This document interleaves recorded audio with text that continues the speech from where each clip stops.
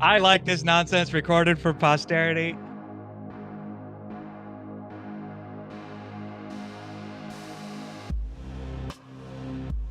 More dice, more better.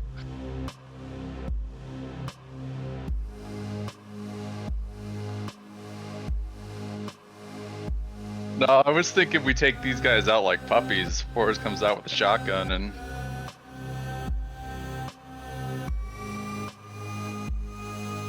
I could bet on the house, right?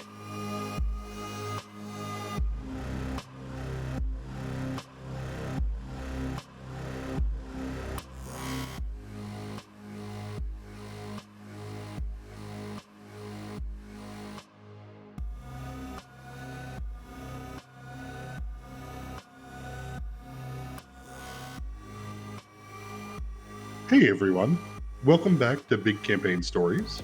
I'm Jeff, your GM. To get us started here with some lightsaber checks, let's start with Marshall. I'm Marshall. I play Keegan, and I'm going to roll my lightsaber check. Oh, There's 120. Starting this off right. Board? Oh, Oh, and an 8. You could have gotten a Masterwork meatball. Yep.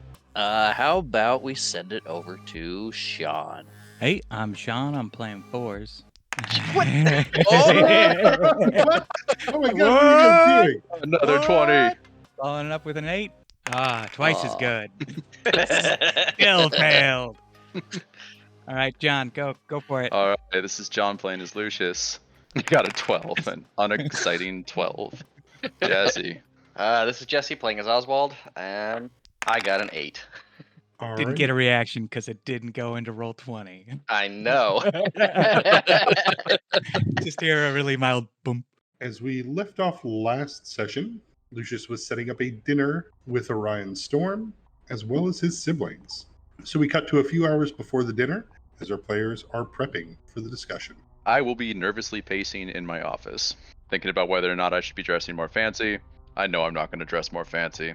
It's going to be the normal. Just suit pants, normal white shirt, and a vest. Keegan will have finished up his walk of the perimeter and adjusting cameras with Gore before putting on a button-up shirt instead of his hoodie. He still has his cargo pants on. I think Oswald is just sitting in the conference room trying to read a Sarah Beck McGillian comic book, but it's like he's read the same page 4 times already and it's just not sticking in his brain. He's trying not to think about, how he feels about Orion and his daughters and all the mess earlier with the freeway and everything. He's just blank and has that like shitty feeling in his stomach and wishes somebody would give him a job to do. I'm probably playing chess with Schrapp in a 3-piece suit, and if Orion shows up and it looks like I'm overdressed, I'll take off the coat. How many bottles of wine are in these wine baskets? There are 4. I guess I was gonna ask Schrapp about what his view on this is. Go and give me your wisdom roll. We'll do the opposed to see who's winning the chess match this time. Oh, nice. It's Okay. not close, folks. But it doesn't matter because I'm pumping him for information. You see who's been played? No, I lose this chess match horribly, but I'm curious as to what he thinks we should do. Normally, Schrupp kind of represents a kind of stoic and slow understanding of kind of what's going on around here with his review of paperwork and taking care of the accounting for the business. When you ask him that, Fours, he looks at you with a almost helpless look. This is something he's never paid attention to, never thought of. These are antiquated laws that were used back when we were fighting over territory between houses. I don't even know how this even applies now, and more so what this means for all of us. I think his main concern is that people are going to get hurt, and that people are going to get hurt for no reason. Yeah. He doesn't know if Lucius can talk Orion out of this, so he's left kind of with the helplessness of someone forced to watch kind of a tragedy that knows is coming. So, but you're still coming to dinner, right? He'll chuckle, and I mean, I can go across the street and hang out with Ravik. Well, I don't think anything's gonna go down, but might be good to have someone like you at the table. He nods with appreciation, and I mean, in the end, I do work for the company, so whether I want to be in this or not, I am. Yeah. How is Ravik doing, by the way? He's doing a lot better. I think that's a good cutaway to another scene. I didn't want to eat up everyone's time. Did Lucius tell us to dress nice? No. Did not. And has anybody else wandered into the conference room? I'm headed that way with the rules for the war. Okay. I'm gonna be reviewing those. Oh yeah, you're gonna be getting some mixed signals. Sorry, Maurizio. Yeah, so far Oswald probably hasn't seen anybody dressed up, so he's still wearing his normal like day-to-day street clothes. That's fair. But yeah, I'll head to the conference room too and sit down next to Oswald to look over these rules. Yeah, I'll definitely look up at you as you come in and sit down. I'll look over what you've got because strangely it's more interesting than the comic book in my hands. Hey, It's like he's holding your fate in his hands. how'd it go with Orion? I don't know. Things are weird. Orion's a good guy, I thought, but I don't know. Today he was all business and distant and cold. Yeah, he runs a company. I mean, when he's making a power play like this, he's got to be all business. yeah, I guess. I don't know. I don't know how things are going to go. I don't even know what we could have done differently. Did he give you any indication why he's doing this? I know that's why we're having the dinner, but did he say anything to you? I mean, it sounded like it was basically just because he's trying to grow the company, and we're just in his way. We represent, a business opportunity for him, I guess. I don't know why. I asked him why he can't just, get his own repo license and just compete us out of business rather than acquire us and turn us all into slaves or whatever ends up happening at the end of this. But he didn't really give me an answer on that. Yeah, it might not even be about the repo company itself. It's just the asset. Well, we've also gotten in his way a few times. Does Oswald have Cobbler here? Yeah, I imagine I do have Cobbler just like sitting with me, and it was like absently just petting him. Okay, cool. Well, we lost what I was gonna say. Hey, Fluffy Cat. What? Oh, go ahead. Go ahead. What were you guys saying? Yeah, just claiming another asset. I don't know if it's specifically about the. I mean, there could be a lot of reasons. If you guys pissed him off a lot, I know Yeah. he wasn't happy with me. Has when I to was be. working. I mean, we can't be the only repo company out there. Like, he could have acquired or, declared a house war against any of them. Actually, maybe he already has. Like, I wonder if this is part of some kind of, like, bigger thing where he's trying to, like, take over multiple shitty repo repo companies or companies.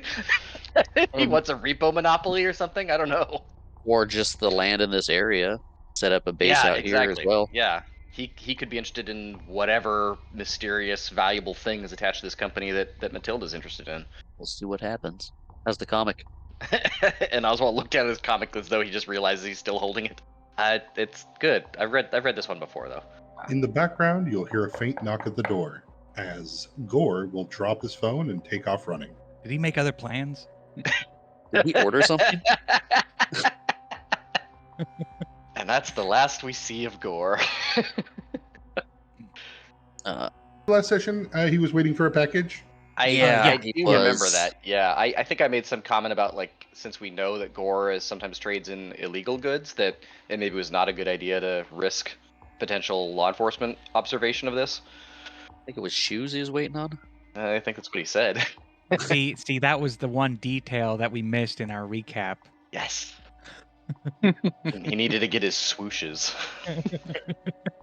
I'm gonna stand up and go peek out and look at the front door, see what Gore's up to, see what's going on out there.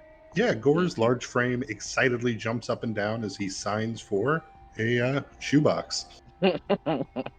He will push past you, Keegan, without regard for where you are standing and what's going on, as he goes and sits at the front desk, takes off his very nice looking shoes to open a box and put on a new set of shiny blue and green Zella kicks.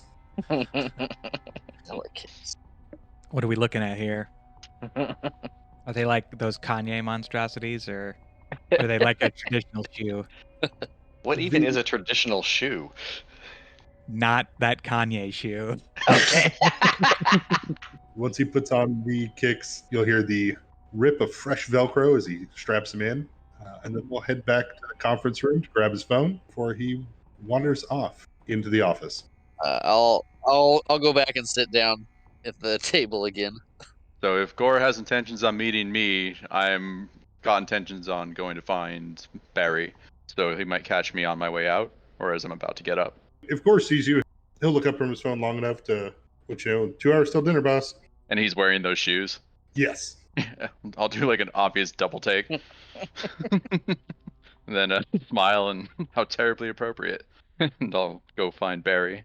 Yeah, Barry has all of the materials necessary to make the spaghetti dinner. You can see he's rolling meatballs at the moment and prepping the sauce. Barry, while rolling meatballs, will turn around and, oh, Lucius, is there something more I can help with? No, you're doing everything you can. And I really appreciate you making dinner on such short notice. I'll walk over to the sauce and take a taste. Could use a bit more salt, but it's good. Wouldn't mind the sauce to be maybe a little bit more runny. And I'll get a bit more serious. I don't know this Orion. I don't know what he's bringing to the table, literally. Just take care of yourself, okay, in case shit goes sideways. I'm sure we'll be fine. I can't imagine two reasonable people sitting down at a table and coming to blows this early. Pat him on the shoulder and leave. As the dinner approaches, but a half hour before 9 o'clock, a knock at the door will come again. Before you'll hear the door just kind of open and a Barry? Guys? Those of you in the conference room can hear Xavier kind of echoing down the hallway. I'll head out when the door opens. Yeah, Barry unable to hear in the kitchen as he is watering down the spaghetti. If I'm done being destroyed, I will pop out into near the conference room to get a look at how Xavier's dressed. Yeah. So you will see Xavier Estibold standing in the hallway, closing the door carefully behind him. He's a little shorter than Lucius, though he is about 4 years older. No longer trying to hide his baldness, he's owning it. His head is shaved, and it does make his beard look a little bit more full. You can see he's been getting some sun by the reverse raccoon look made by the peakers he has resting on his head. He's wearing a well-fit suit, blue and white trim, and as he enters, you can see the faint silver sheen of magic enhancement on the business suit. You see the glimmer of the ruby cuffs as he reaches out for a handshake to Keegan. As he does so, his coat parts enough that you can see he has a Selene dueling knife across the side of his belt, as well as a modified-looking heavy pistol. I don't think I know you, but hi, I'm Xavier. I'll take his hand and shake it and say, I'm Keegan Creek, new to the company.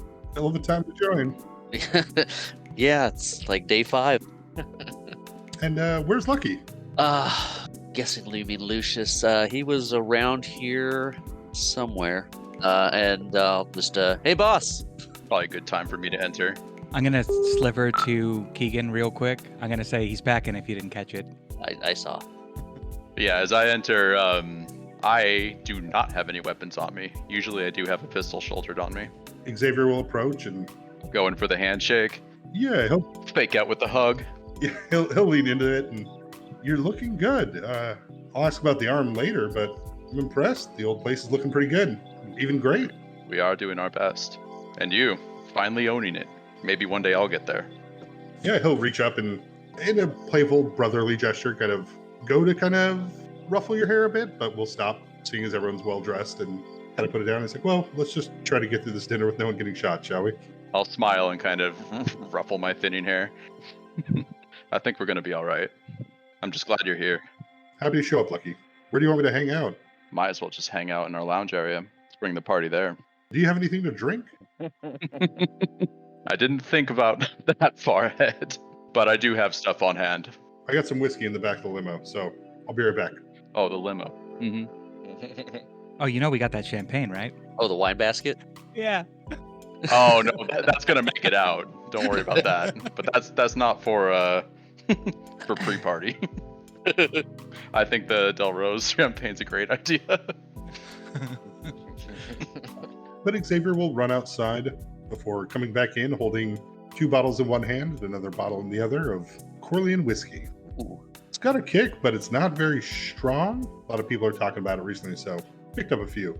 But he'll head into the conference room and you'll hear him, Oswald, right? I'll look up and stand up, kind of toss the comic book. Oh, Xavier, hi. And I'll awkwardly go over and shake his hand. I like the jacket. Oh, thanks. And I'm looking down at how I'm dressed and looking at how he's dressed and inwardly saying shit. It looks comfy. Yeah. And I'm trying to look around him to see if I can see anybody else, to see if I can get a read on what we're supposed to be wearing right now. Or if he's just wearing lawyer clothes. No, I mean, it looks like it's a step above that. This looks like something you'd wear out to an event. Yeah. Yeah, it's good to see Xavier. Pardon me, I gotta go. I gotta go take care of something. I'll excuse myself. Oh yeah, not a worry. He will lean into just petting the hell out of Cobbler's belly, as you can hear him doing what everybody does when they're left alone with like a cat, like half talking to it, knowing there's no response, but also like, "What's your name, little guy?" and trying to like scruffle the ears. So yeah, I'm gonna go back and put on the one nice set of clothes that I have, and as I finish getting dressed, I'm gonna look at that Hedron mining equipment and consider, and I'm gonna leave it off this time. What? Record scratch. Yeah, I feel like it's sending the wrong signal, and then I'll come back to the conference room. Just imagine you have like all these rashes around where it straps to you. Like permanent indentations around my shoulders and my upper thighs. Discolored clothing from sweat and stuff. And just sun bleach where the straps aren't. Right. Fortunately, I think I've only worn these clothes once, and it was nighttime. So. Oh yeah. I'm sure your nice clothes. But are everything still else, yes. Xavier walked into the conference room. Yeah. All right, I'm gonna sliver to Keegan. We're not letting weapons into the conference room, right? Oh yeah, we're not having weapons at this thing. So Wait, yeah, when did we come up with that idea? I think last time you mentioned that you weren't going to have any weapons. I'm not going to have any. I'm not prohibiting anybody from having weapons. oh, That's how I would roll with this.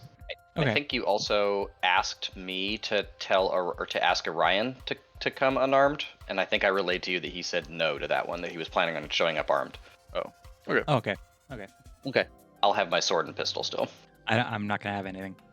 Just really, really hoping I don't have to use it, because I don't have any idea who I would be using it for at this point. So this is about half hour before. Xavier's just hanging out in the conference room. Occasionally he gets up and kind of wanders around a bit because he knows this building, right? He kind of grew up here too. Yes. But he seems to be kind of in good spirits. He doesn't seem to be worried about it. He'll stop in front of, pictures of your parents and pictures of your grandparents and kind of shake his head, and he'll yell down the hallway, "Hey, Lucky! You ever think about what mom and dad would think about this?" I'll come walking back. I haven't had time. No. What do you think? Honestly, I think they'd be weirded out. How did it come to this? He'll chuckle a bit to himself. I mean, the Esbolds have always had a reach that exceeds their grasp. I guess it always would eventually come to this, right? Go ahead and give me a sense motive, Lucius. All right. Okay, I got a total of 14. As Xavier walks away from you, you see him glance at your grandfather's portrait, and you can't quite read the expression there. It's somewhere, you can't tell if it's disgust or anger, or maybe just kind of confusion as to why that picture's still even here. He wanders off towards the kitchen. As he's wandering, because this literally was where my mind was going, as he looks at the picture, I'd be more curious about what grandfather would be thinking of this. I feel like nobody would have even thought to declare any sort of war on him. No, but I'm sure he would have declared war on others. My eyes will kind of widen on that, so I've never thought of him that way. He's a man of his times, you'd say.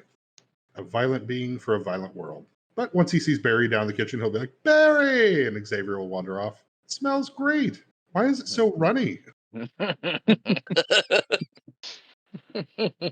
Have we ever established on camera what happened to Lucius's parents? They both disappeared. Assumed dead. Okay. This, There was a business funeral for him, correct. but nothing official. That's right. We did visit one of their graves. Both of them. Both of them? Yeah, in your You Got Hired episode. Yeah. It's just markers for we assume they're dead. Mm-hmm. Marshall, do you want to roll me odds or evens to see who shows up next? Oh, this is an important one. Ooh. Okay. We'll say odds are Orion. Okay.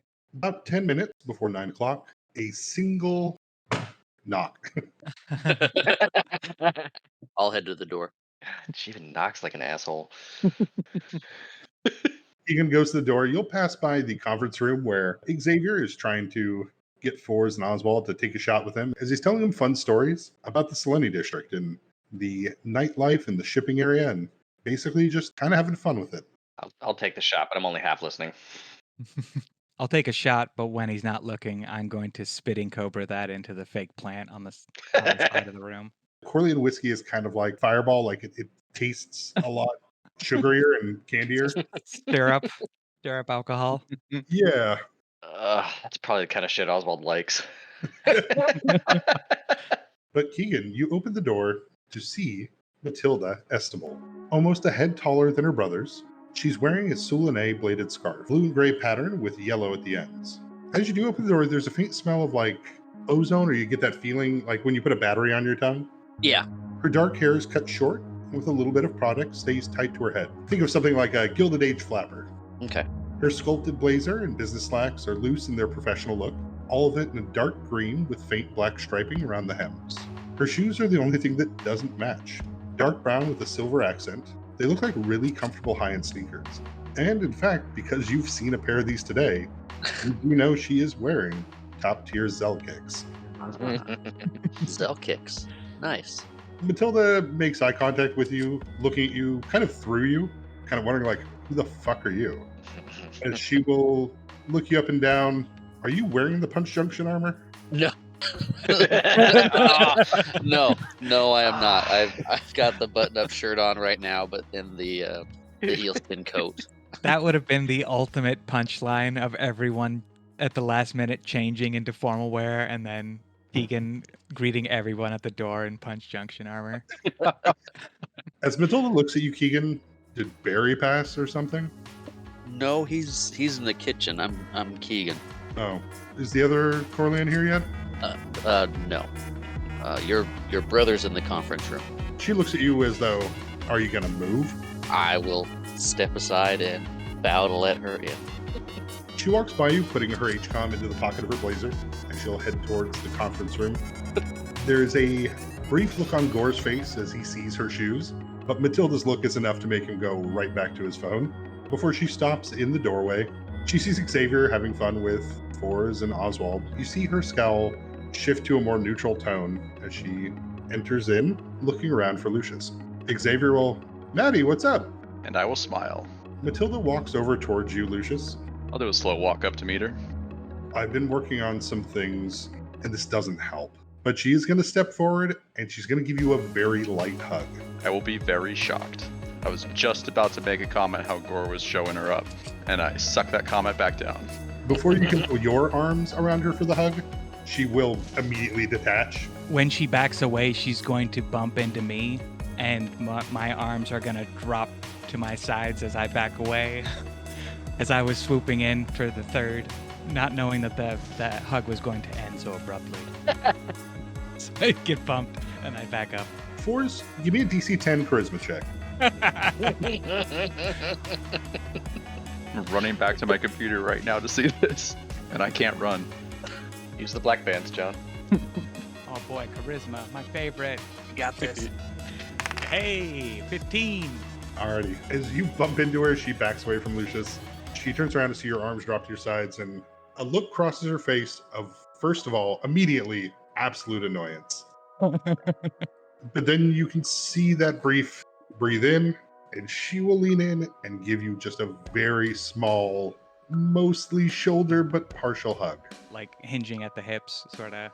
Yeah, like they're not getting out of their chair to give you this hug, but Yeah. They're allowing it.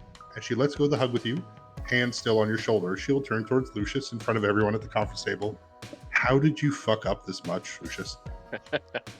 I'll look around at everything that's improved. I really honestly thought I was doing quite well. I'm still here, aren't I?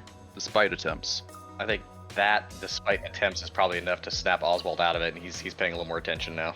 She'll stop and breathe in again. That's very true, and I don't give you enough credit for that. Done a fine job.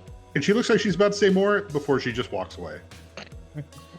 Just before she walks away, I have a conveniently placed cup that flies into my hand. That has the boss slogan from Oswald's family. And I'll say, I'll take that. And I'll take a shot from Xavier in my coffee mug. A shot of super expensive whiskey being turned into Folgers. With chips and everything. And I'll come into the conference room. We'll make it through this. She'll walk around the main area here by the front desk, look at some of the other small rooms around here. She'll open up Force's bedroom door, as that used to be her room. Oh. Poke her head in for a moment. Oh God. I feel like I would keep the grenades in the garage portion of it and not in my bedroom. But it can't be very tidy in there. Why do you have a room where you fill it with all your recycle? Oh, that's where Pors lives. Just bury myself in the trash. Yeah, kind of like whenever you come home to your childhood home, she walks into the kitchen area and sees Barry, and she will formally greet and acknowledge Barry to his face before she will open up the fridge and look in there before closing it. You'll see a very brief flash of embarrassment over like, why am I looking in the fridge? I don't live here. I don't care. Before she'll head back to the conference room to sit with everybody who's in there. You can definitely see she does look at Max, Akalik, and Sharop. And kind of the same way she looked at Keegan, like, who the fuck are all these people? Why are there so many hobos in our house, Lucius? I was just about to say countdown to soup kitchen comment. As much as her urge to yell at the Pavos is showing, she doesn't. She will definitely, though, make a point to stay away from Cobbler, as she does not want cat hair on her nice clothes. All Cobbler's going to want to do is spend time with her. But with that, for the first time in a long time, all three Estival children are under the same roof again. Unless there's anything you guys want to do in the next 10-15 minutes, we will get to our final guest. Oh boy. I think that I'd take the time to walk up to Matilda to strike a conversation about the scarf. In that, she does get kind of the look you remember of her as a kid, where a playful look like she knows more than she's saying, and she'll do that. What do you mean, Lucius? I mean, you might remember that a perpetual came searching for that Fall Realm sword, but he was also searching for something else, and we couldn't put our finger on it until now. I'm curious, how did you come across it? A nice Illican sold it to me. I like the pattern. I'll reach to touch it, as if admiring it. Yeah, a shocking bolt will come from it that sparks across. Is it your biological hand or robot hand? It's going to be biological. A spark will reach off of the scarf as it shocks your hand as you reach out to touch it, and she'll look at you with a smile, and Further doesn't like people too much. It has a lovely texture. Doesn't it? I'll be like annoyed, but kind of expected something like that to happen. She just wants to own people. She will catch a whiff of the coffee though, and is there another cup somewhere? I'll give it a swirl and down it like a shot. Unfortunately, we didn't put on a pot of coffee for this one. Looks like I've got my mysteries as well. Jesus. Gonna walk away. Oh my God! You line up a prestidigitation, so if her finger gets close to your coffee mug, she gets a static shock. But no, if she has any liquid in her cup or whatever, it will taste like coffee. That's such a mean thing to do to somebody, Right? without telling them that you're going to do that. You and Matilda don't always get along the best, and there's definitely that contest of wills as she goes to take a sip of the water cup in front of her, and mid-sip, right? Like, you're drinking thinking it's water, but it tastes like coffee.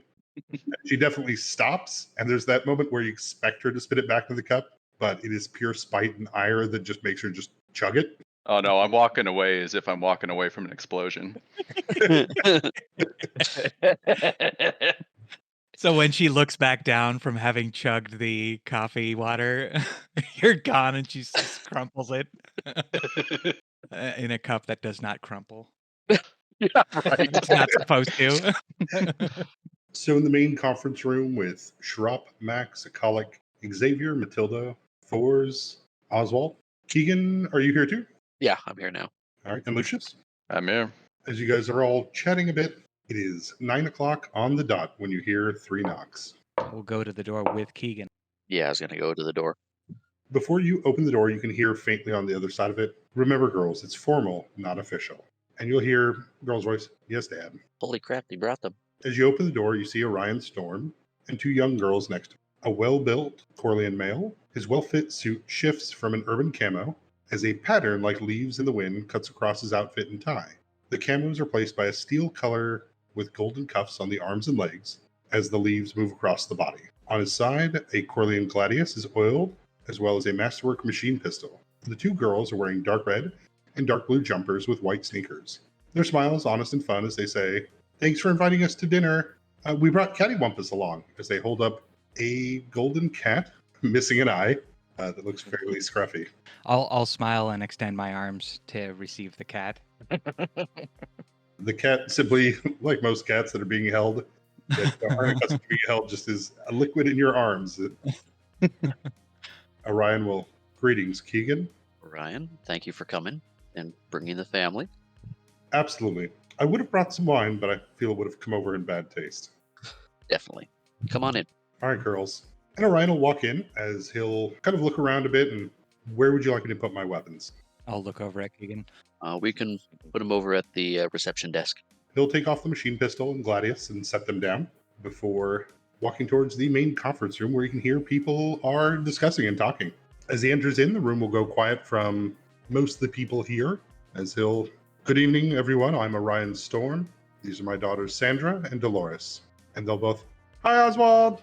I'll have a flash of like genuine happiness as I greet them and say hi, and then it shifts right back to my much more complicated expression as I nod at Orion.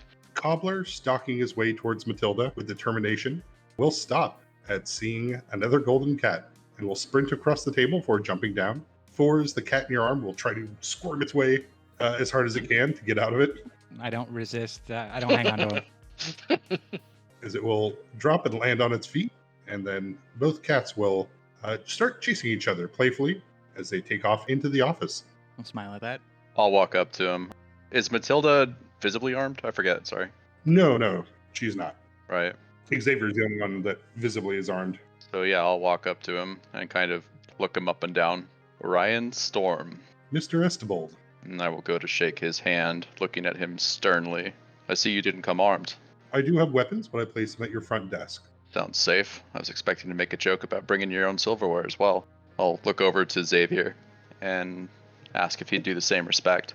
Xavier finishes his shot as he, "Yeah, okay." And he'll hand the gun and knife to Keegan. "Can you take these away?" Yeah, I'll take him to the desk. I'll hand my weapons to Keegan as well. Oh, yeah, forgot you were armed. I will take them to the desk as well. And then, yeah, I'll introduce myself to his daughters. Yeah, they'll both, "Nice to meet you, Mr. Estibold." Nice to meet you. I'll say I'm glad you brought your family. Now we can kind of know each other as families. "I think that's fair before we engage in this." You can see him making glances at Xavier and Matilda. You can see like the confusion across his face of who are they. Oh, he asked? Sorry, he actually asked that. Who are they? No, it's more the look of slight recognition, but not Right. confirmed recognition. Like, I think I know these people, but I don't. That's good. I won't be really bringing it up, but I'm glad that he's looking at them. Orion will, after shaking hands with Lucius and after his daughters greet him, will, "Is there anything that I can help with?" Just enjoy yourself the best you can. "Very well." Dinner will be ready soon. "Girls, don't get in any trouble, but have fun." He'll take a seat at the other end of the table, looking at Keegan and Oswald before looking around at Max, Akalik, Schropp, Barry, and we'll start with Barry as he, "So, what do you do around here?" Barry will, "Well, I work for the Estibolds. Been working with them for a very long time." And Orion will, "That's good. You found them to be a amicable employer, I assume?" And Barry nods. The girls go running down the halls trying to find the two cats. Matilda sips at her normal water, unless you've re-coffeed it, Nope. while staring at Orion. And Xavier will kind of call down the table and, "So Orion, what brought you here besides the obvious? Could I offer you a shot?" And Orion will hold up his hand and, No, I don't drink anything stronger than wine. Just casual expansion, Mr. Xavier Estibold."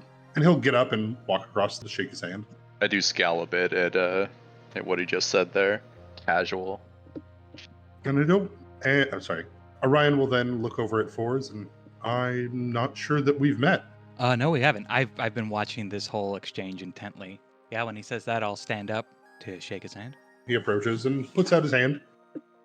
Boris Keller, early employee. I just kind of help around with requisitions. "Oh, yes. Good to put a face to a name." I'll smile at that and kind of Do a head nod. I didn't realize I had a reputation. Well, there's been a lot of talk of the Del Rose job. Oh, and then I'll get really quiet. I have to admit, though I am a bit nervous about this conflict, the entire report was hilarious. I applaud you all. I can't believe you stole an airship. I'll kind of cock my eyebrows at that and look around the room and see what everyone else's take at that comment is. I look like I'm about to say something, but I swallow it. Big old smile. Yeah, Sharap looks like he's about to correct him before noticing that no one else is, and then we'll quiet down and the girls will poke their head in and say, "We found a chessboard, can we play chess?" Sharap will, "Oh, absolutely. Please go ahead. Thank you." Before they take off and you hear the patter of feet, Max will be the odd one out as he, "So, Mr. Storm, what do you do?" Like, I run a small-sized mercenary company, hoping to expand into requisitions, as well as maybe a few other companies if everything goes right. Seems odd that you expand into other companies when you can't seem to even perform your own contracts. Yeah, Ryan will slow turn towards you, Lucius, and it does seem that my company has failed a few times now, hasn't it? Maybe this doesn't have to be about acquiring my company. Maybe these talks could be about us consulting, thank you. Perhaps this is an opportunity for us to consult you instead of go out into all-out war. I'll give you a good rate. And by your company, you mean the hand-me-down you had from your parents? I just want to make sure I'm not leaving anything off your long list of personal accomplishments, Mr. Estibold. I'll smile at that. Although, yes, I was given this company. Nobody's been holding my hand through it. Matilda in the background nods at that. Xavier's body language gets a bit tense. I'm just watching at this point. Orion stares at Lucius. I don't think there's too much to consult. I came here with Legalo in my soul. I feel as though this might be an easy way for us to work together, while also for both of us to get rid of our debt that's been put upon us. You surrender, no one gets hurt. We start banter requisitions with you as the lead, of course, and then we can expand outward from there together. I'm not sure why Raylan brought these laws back, but it does give an opportunity for a lot of us to try to move up. Xavier, a couple shots in, would say, I mean, he brought them back because Amon itself is planning on trying to acquire more, if we're going to be completely honest. Yeah, I'll look like I was about to say something, but then I'll kind of with a little bit of shock. Xavier will continue. There's a larger goal behind all of this, of course. Raylan's want to expand Amon, and he's running into problems with the houses. They're starting to form their own companies.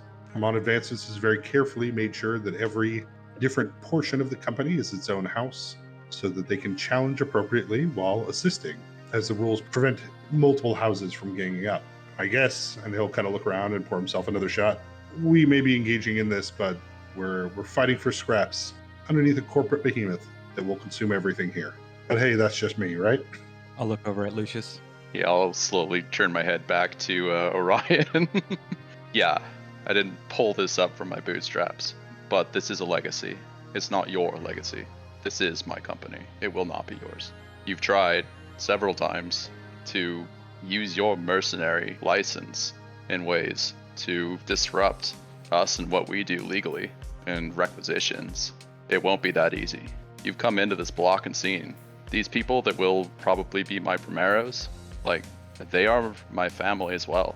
I see that you didn't bring the rest of your family. Do you not have as much respect for the people that work with you? I'll kind of look up from my plate and kind of be looking a little bit frantically at Lucius. That's great that you're friends with your primeros. Mine are here to do a job, and they weren't invited. This is a family get-together. You have a big family, congrats. The jungle takes a lot from us in the vast wood. We can't all sit here surrounded by friends. Oh man, friend shaming. And the lives of all these people on this block, you care nothing for them as well? I don't see any reason why they should get hurt. Like I said, this is very simple, Lucius. You surrender, we call this good. Nobody gets hurt. Financially, both our problems get solved. I figured this was honestly more of a safe deal for you than it was for me. I mean, I think it's cute that you hired my ex-employee to give yourself a mercenary license, but in the end, I'm going to do what I have to do to make sure that my company expands correctly and we gain the power to establish ourselves here. Barry will come in holding a massive pot of sauce.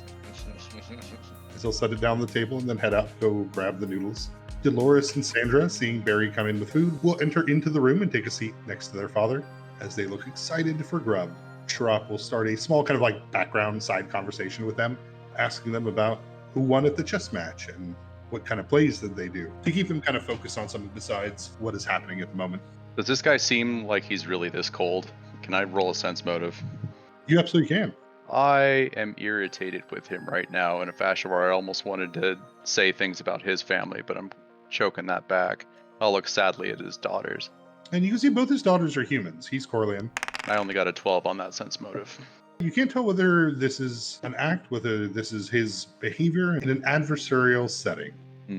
But from what you've heard from Oswald and what little research you've done, he seems to put on a more pleasant face with the public. So this may just be his corporate demeanor, but you're not positive. All right, I feel like I'm not making very much grounds with this guy, so I'm gonna kind of wait until we're eating.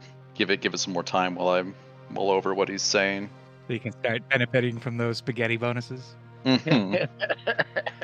Barry will serve noodles to everyone before going back around the table, counterclockwise with sauce. He'll then come out from the kitchen with plates of garlic bread for people to dip in.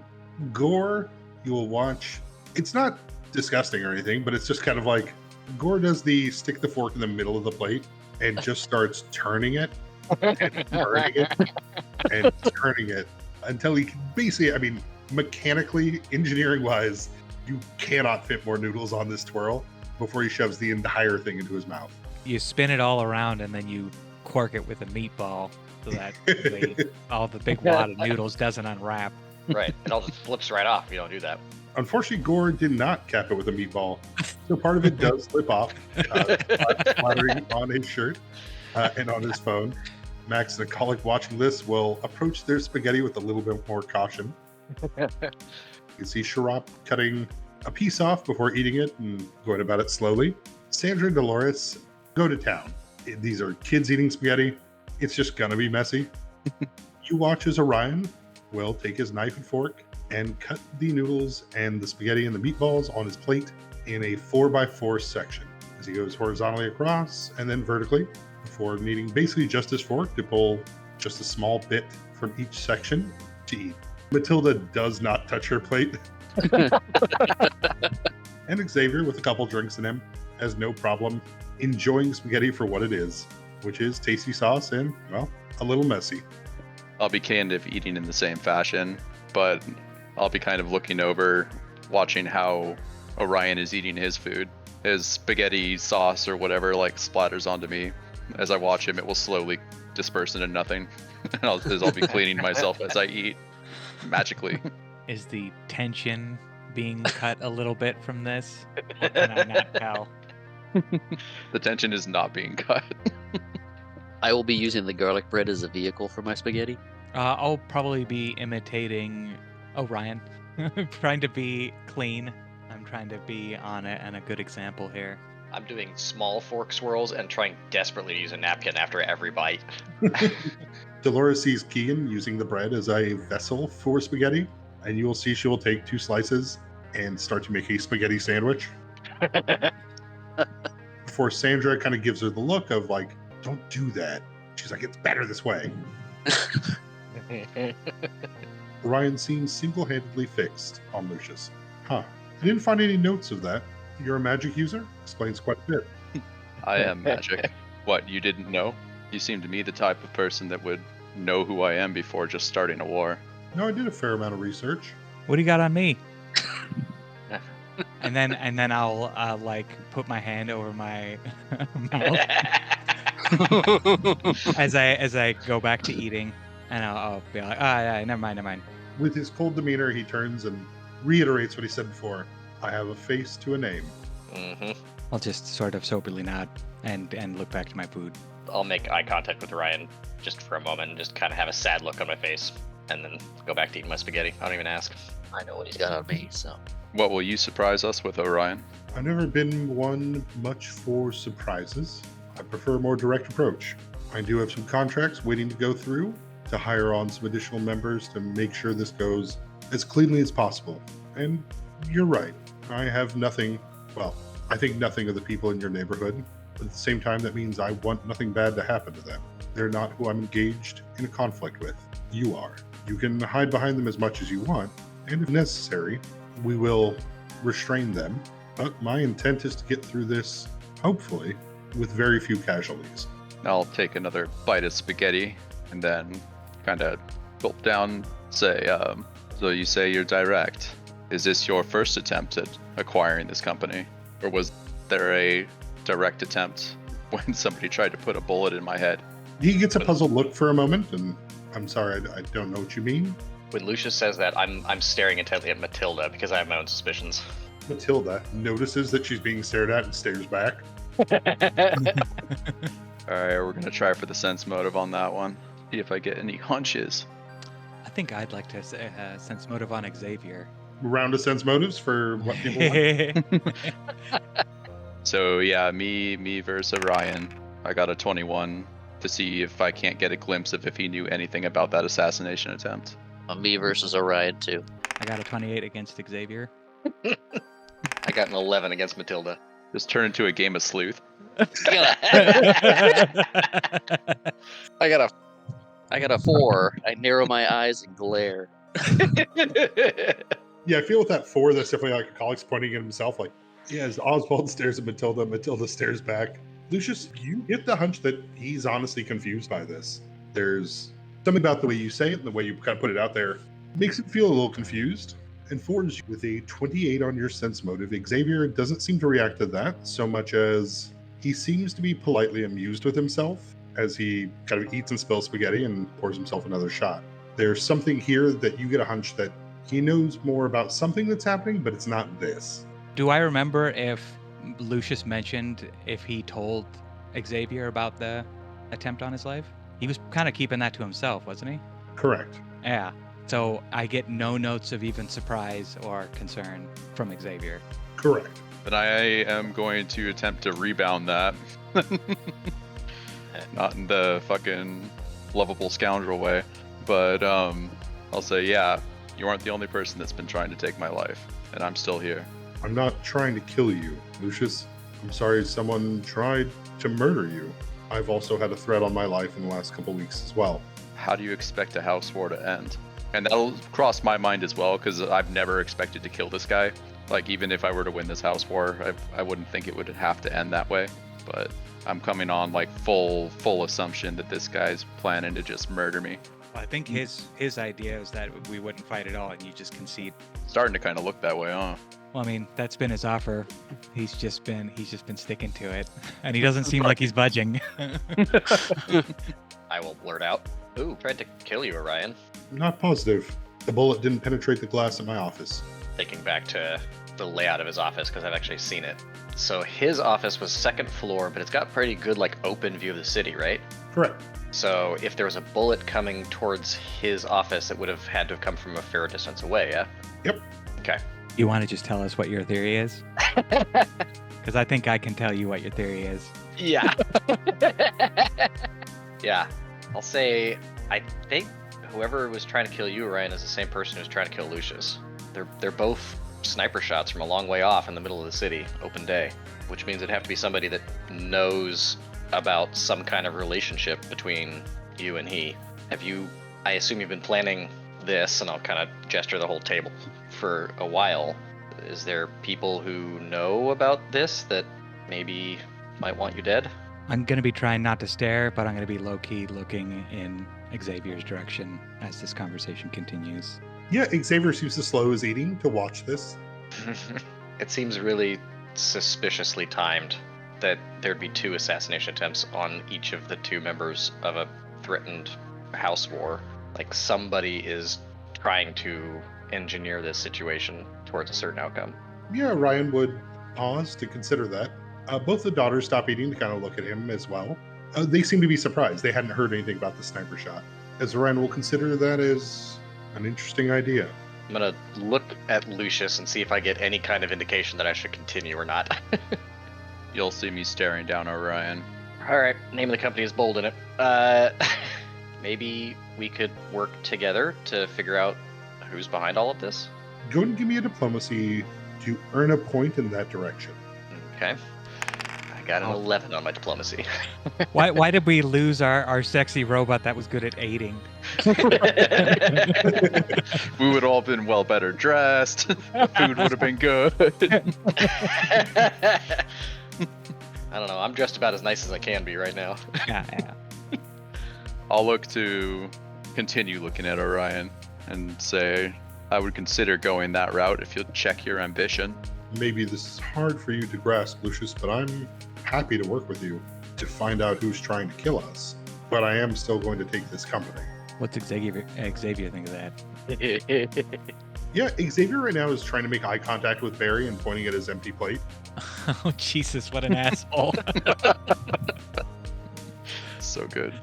But Barry will, looking around the table, seeing everybody's tense except for Xavier, will get up and serve him another plate worth of food.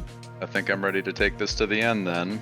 Orion, I am surprised that this action is just beyond me, but I will not back down. I implore you, please stop this. Go and give me your diplomacy to see a point in this direction. Attempt to diplomacy. Got a 24. Hey. He's about halfway through his plate before he puts his fork and knife down at opposite ends on the napkins. The universal sign of done. Lucius, we may have been able to work together before this. In fact, maybe we could have even merged then. You seem to command a respectable amount of people here. You seem to be surrounded by friends and people that are willing to work with you for your goals. I have made my decision of delivering that basket to you so I could have this company. As the rules put forth, I don't believe I can retract that. Xavier with a mouthful of food, well, you can't, unless you want to surrender. You can see Orion's brow furrows. He's probably been holding it back most of this night, but there is a intense hatred that passes across his face when he looks at Xavier. You're correct. I can't. But I do know that if I take a company that is tied to other companies, they have a much harder time fighting back. Once I'm in, I can remove other people that are causing me grief. You know what I'm going to ask. Does the lackadaisical attitude remain or does it drain? Xavier's holding onto his knife, but not his fork. Go and give me your sense motive. 27. You absolutely can tell the forced lackadaisical attitude that he's had on for the last probably hour is starting to break. All right. Fear or anger? A little bit more anger. Okay. You can see the white knuckle grip on his knife. You can see he's kind of pushed away the bread. He has barely touched his second plate. All right. Stares at Orion with kind of a frustration and anger, but all kind of hidden behind a smile that shows teeth, but not mirth. No smile in the eyes. Yeah, and he will, as Orion stares at him, just scoop another meatball and spaghetti onto his fork, shove it into his mouth, and just let that splatter a little bit on his shirt and face. And I'm going to say, kind of abruptly, hey, Xavier, you have any ideas who try and kill these guys? You get that like mouthful as he's like, Orion Luger? Uh-huh.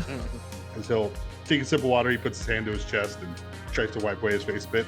I can't imagine anyone wanting to kill Orion. He just doesn't seem very important. God, what an asshole. Kind of funny. That's like what I've been saying about not being able to imagine anybody trying to kill me. I don't say that out loud. Smile will turn to sadness, though. I think I'm done. And I'll nod to Barry, bring in the wine bottles. Xavier, who would gain from Lucius's death? Xavier's face is serious as he, honestly, I don't think anyone. This company would turn to Matilda and I. The debt would continue. We'd lose a brother. Most of you would probably lose jobs. This conflict, I guess, would give the company to Orion, but outside of that, it would just be a loss. And if Orion took over the company, would all that debt and everything still come along with it, or would he just gain the assets? If you've reviewed the documents I sent over, you would be able to force the sale of the company to Amon. That would pay him back for any debts, of course. But he could also take it. It does remove his own debt if he does win this war, of which it is substantial, isn't it, Orion? The debt, that is. Matilda would chime in and say, it's a very large debt. Guess I'll turn back to Orion. Who do you owe that debt to, Orion? Orion is staring at Lucius with all intensity as he quietly says, fancy and investments. Oh, At this point, I'm just staring at Lucius. really? Who is this house war against? He'll start to stand up and It's against you, Lucius. Do you want to open those wine bottles so we can share a cup before we start? Barry brings them in, right? Yep. I'll grab one, still looking at him, and the top of the bottle will freeze to a point that I'll snap it off. And I'll pour a glass, and it will levitate over towards him calmly. He'll reach out carefully and grab it. Pass around the other bottles to be opened. Pour myself a glass. Wait until everybody has one. Everybody but the children have one. You made a horrible mistake, even if you do win. Xavier will just throw his back and put it on the table and look at Barry to top it off again. Orion, did you tell him that he's made a mistake? I'll take that into consideration, Lucius. But I just want you to know you're not the Estable that I'm here to kill. You get some wide eyes from me. But I'm not breaking eye contact with Xavier. But I will be the one in the way. You will not get past me, and I'll down my glass. He will down his as well. Matilda takes a sip of hers, but most of it's undrank as she puts it back on the table. Max and Colic look absolutely shit-faced terrified. They have no idea what to do here. They have no preparation for this. Schropp will drink the wine, but once Max sees you down it, we'll just be like, all right, fuck it, and just pound it. God, Just pounding wine is so gross, too. Yes. Yeah, I'm just going to be sipping at mine, kind of looking at it and swirling it around. I'm sitting there hesitating for a long time. Orion will say, girls, do you mind grabbing my weapons from the front desk? As they'll take off, giving you guys kind of a moment without the children, as two golden cats come dashing back in, chasing each other. It's kind of funny the way this all started, with a shitty rich kid that didn't pay a small bill. A bill that they needed. The cybernetics were important, but like so many who were given everything in life due to birthright, they ignored it until somebody came to collect. And in that moment, they paid with probably the only thing they had worth of any value, their life. Thank you for the dinner, Mr. Estable. Yeah, I've got nothing to say. Yeah, Sandra will call it, come on, Cattywampus, as the cat will jump into her arms. Dolores is holding the gladius and machine pistol, as Orion will scoot in his chair and begin to head out. I'm just going to stay at the conference table for a little while. Me too. I'm just sitting there Yep. staring at my wine. I'll see them out. As you get to the door, Keegan, Orion will turn around, and I have nothing against you either, Mr. Creek. I'm going to try my best to make sure that you aren't harmed. Just so you are aware, for now, Chira will not be a part of this. And him and the girls will leave, as you see them get into a large, heavily armored vehicle. There are 3 Banter support, kind of heavy guards that will cross the street from in front of Goodberry's and enter into the vehicle as well, and they will all drive off. I'll watch the car leave the area and then close the door behind me as I head back inside. Cobbler meows at you as you close the door, but you will return to the group. I'll pick up Cobbler on my way in. I'll look over to Matilda after some silence. Vancian Investments? He owes a large debt to Vancian Investments. She rolls her eyes hard. Yes, Lucius? So, above table, this is her fault.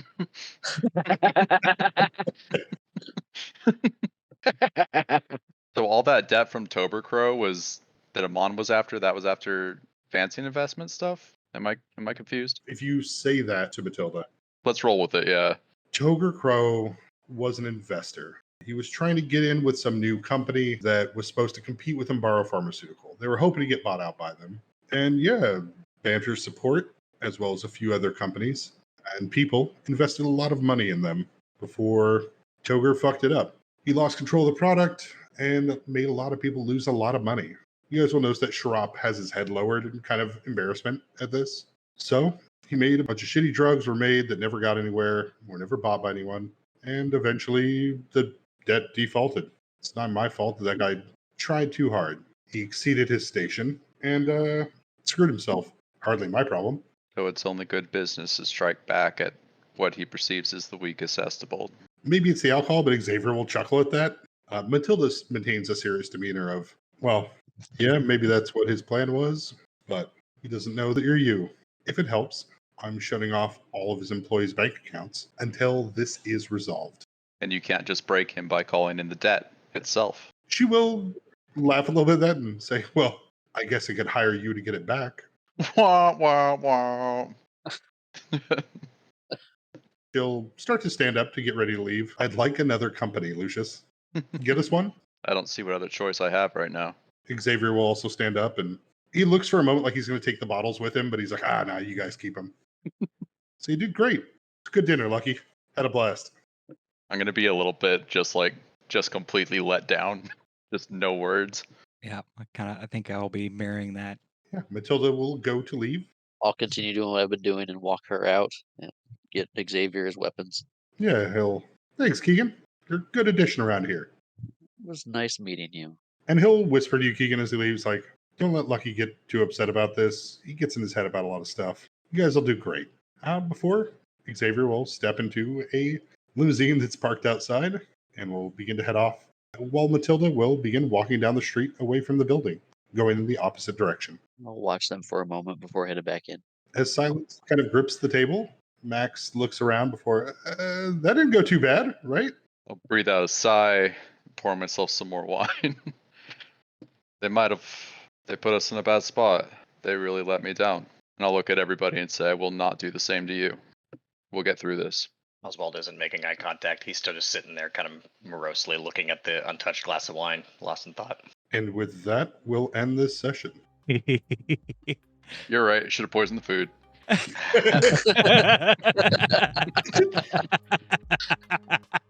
That was a bomb drop at the end. Beautiful.